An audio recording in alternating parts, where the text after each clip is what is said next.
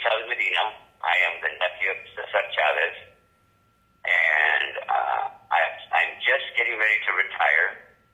But for many years prior to this retirement, I was a union activist, a union member, and then I became a union officer. And then I left the union and went to become a federal mediator and worked as a federal mediator. And a federal mediator gets involved in labor disputes with employers and their unions and tries to get them to reach a resolution. Then I left the federal mediation service and I became a manager. And I worked with the Santa Clara Valley Water District for about 7 years. Then I went to go work for art for about 4 years. And then I just did one more year in DTA. All right, Rudy. And now I also helped, I was a founding member of the Chavez Family Vision, a local nonprofit that promotes the legacy of Cesar Chavez. And I'm still active in doing and helping and consulting with him. I just had a question. Did you participate in any of the boycotts that happened, or were you too young?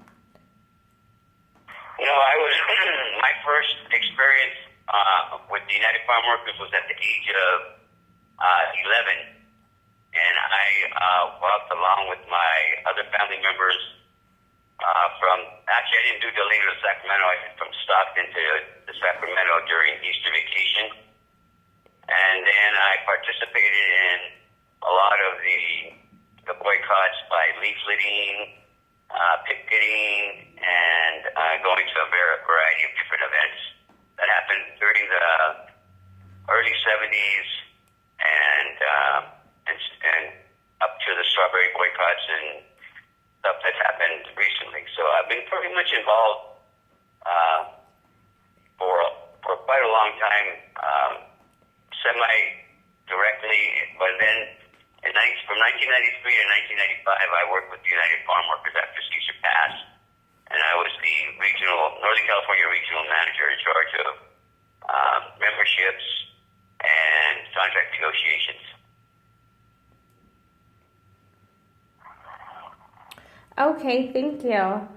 Another question that we had was, we wanted to know a little bit more about how Cesar Chavez's family was involved in helping him with this issue. If you can tell us, how did you guys, how was the family involved? How did they help him? In what ways were they presented in this issue? Okay, so most of our family was involved in one way or another. Now, his direct family, most of his children were involved with supporting the United Farm Workers and then the other nonprofits that Caesar created. One of them was the National Farm Workers Association or Service Center, National Farm Workers Service Center, which actually became a catalyst for housing projects.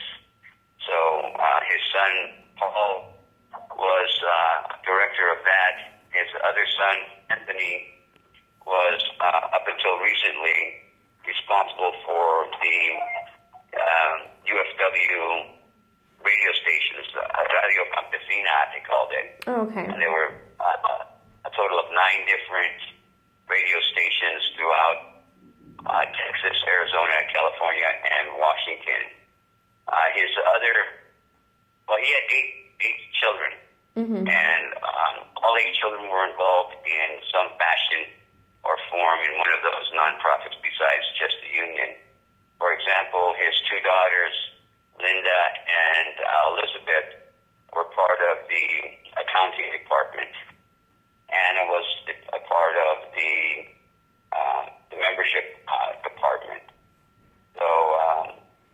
So the family, that's his direct family. Then, his nephews like myself and cousins, in Arizona, New Mexico, and in Texas, all were part of taking responsibility for certain activities for either a lengthy period of time or a short period of time. And that's how Caesar became successful, not just with family members, but what he did is he was able to get involved, have other people be involved and volunteer. Because the three things that he believed most about is, and these were his main characteristics, were nonviolence, public action, and volunteerism. So we all, as family members, the whole movement, as I grew up, was just part of our family. So we were always involved because we thought that's the way every family should be involved. Right. And we thought all families felt that way. So it came as second nature for us. Okay, well, thank you so much for answering that question.